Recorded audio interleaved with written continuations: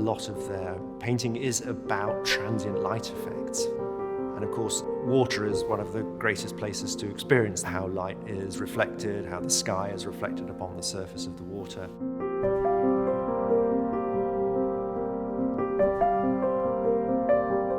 Argenteuil was very important to many of the first generation of Impressionist artists, and Monet in particular.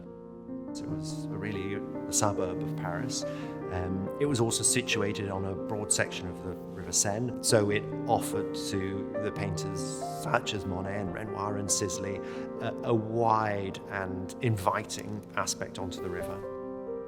It was also a confluence of other things. It was a busy place. It had bridges across the river, so that would inject a sense of modernity and speed into compositions.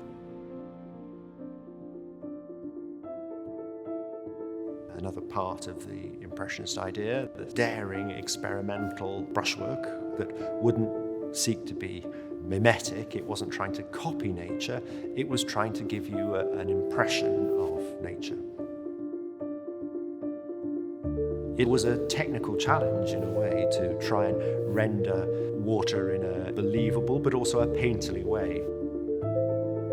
For me, one of the very special things about this painting is the paint surface, the buttery strokes, fairly thickly laid on, that has a freshness, a vivacity to it. The colour combinations, the splash of Veronese green and cobalt blue in the foreground on the hulls of the two closest boats, to me is dazzling. It's a painting that invites you in, has a sort of a fresh, pellucid quality to it. Very few of the great 1870s paintings by Monet are in private hands these days. Most have passed into institutional collection. So it's very exciting to be able to offer this work, a prime example of Monet at his most revolutionary, most inventive, and most sensual.